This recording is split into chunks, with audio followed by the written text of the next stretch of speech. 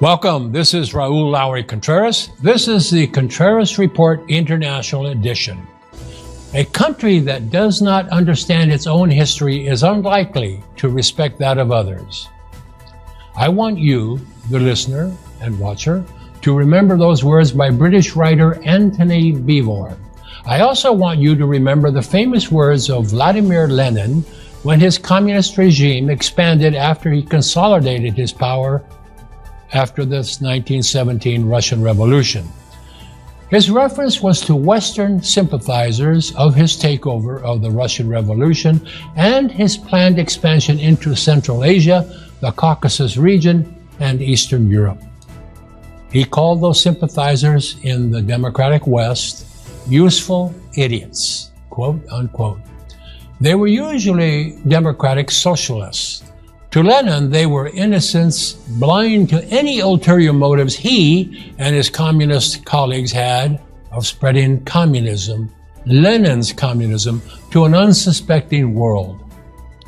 Though Lenin's Soviet Union and its more or less communism died in 1991, his techniques, his propaganda style, the presence and lives of countless apparatchiks needed to flesh out a top-heavy nation all survived in some areas of what was called the Soviet Union even after 1991. In particular, those elements survived where they had actively thrived for 70 years, in the nation of Armenia and in the Western sympathizers who Lenin properly labeled useful idiots. Lenin's Bolsheviks, the Reds, were assisted greatly by fellow travelers and loyalists from Armenia in the 1920 takeover by force of the Southern Caucasus and the pioneering Democratic Republic of Azerbaijan.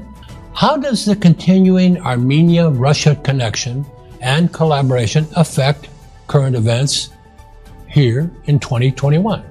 Are there useful idiots working hard in the United States to make Armenia, a vassal state of Moscow, the ultimate beneficiary of American taxpayer dollars, despite being completely aligned with what 2012 presidential candidate Mitt Romney called America's primary foreign problem, Russia?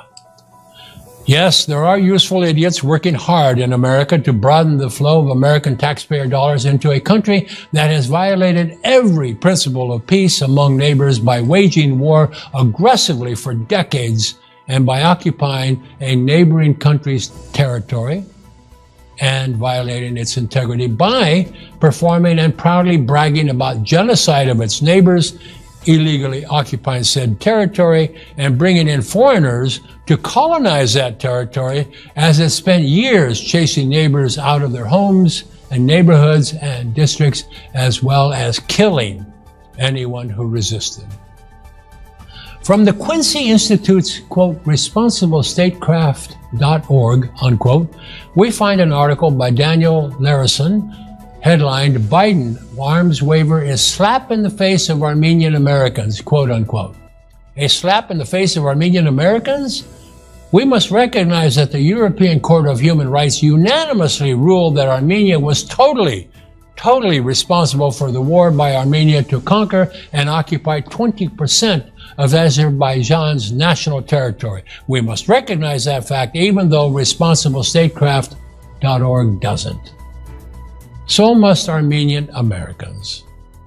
The United Nations Security Council has passed 4 separate resolutions demanding Armenia abandon all the territory it has illegally occupied since 1992 of the nation of Azerbaijan. It has even tried to establish a new republic in part of the occupied territory, a republic no country in the world has recognized, including Armenia. Writer Larison advocates the United States reactivate Section 907 of the 1992 Freedom Support Act, which Friends of Armenia created in Congress to deny any assistance, military or otherwise, to Armenia's neighbor Azerbaijan. Every administration since President George W. Bush's in 2002, including that of Barack Obama and Donald Trump, has waived Section 907 and provided defensive military equipment to Azerbaijan. The equipment is defensive in nature, like fast patrol boats Azerbaijan uses on the Caspian Sea, the world's largest inland sea, which Azerbaijan shares with 5 other countries.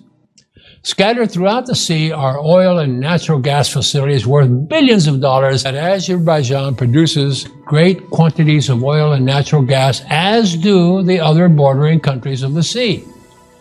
These facilities need to be protected. Thus, the U.S. gladly supplies patrol craft developed by the U.S. to protect its own massive offshore oil and gas facilities. None of the supplied American equipment is used for aggressive actions of any sort. American Congressman Adam Schiff, Democrat of Burbank, demands to know why help a country that, quote, violates the sovereignty of its neighbors, unquote. Since 1989, his favorite country, Armenia, has violated the internationally recognized boundaries of the Republic of Azerbaijan by force of arms and helped sometimes by Russian army troops. Not just equipment, troops.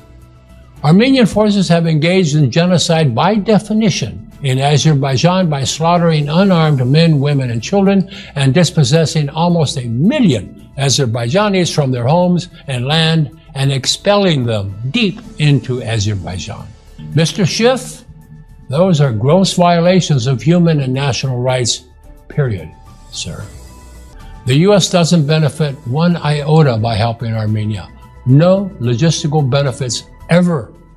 For example, how did the U.S. benefit by Armenia's helping Iran evade American sanctions for being, among other things, the world's leader in state-sponsored terrorism?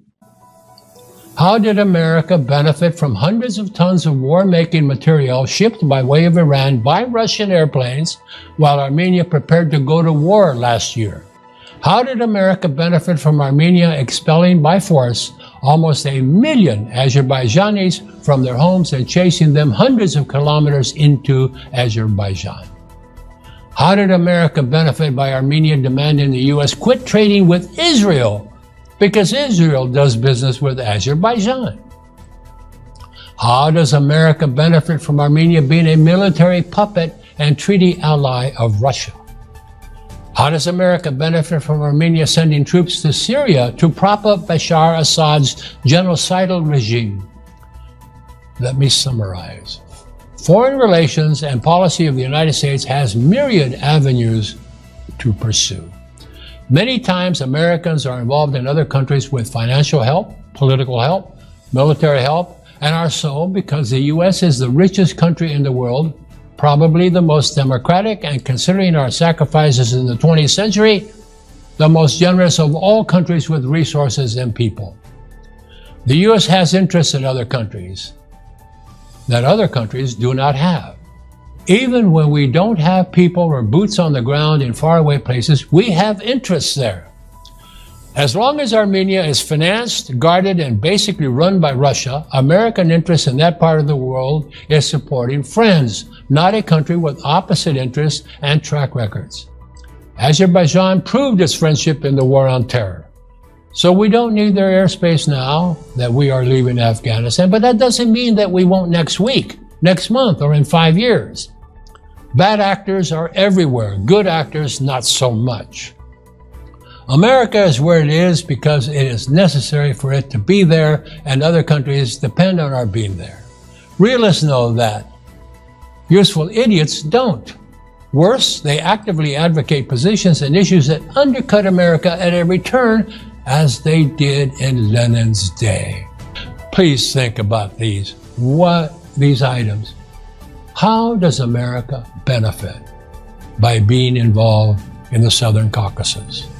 This is Raul Lowry Contreras, and I've done this international edition for you in the first week of June, and we hope that you learn something from it and enjoy it. Now, if you want to send me an email, the address will be on the screen in a few moments, and you can send an email, ask questions, whatever. And while you're at it, subscribe here at YouTube or on Facebook so that you are immediately notified when we post a new edition. We will do another one, international edition, in a few days. We'll put it up and you will be notified. So subscribe, will you? YouTube and Facebook. Once again, thank you for being with us. We look forward to being with you soon.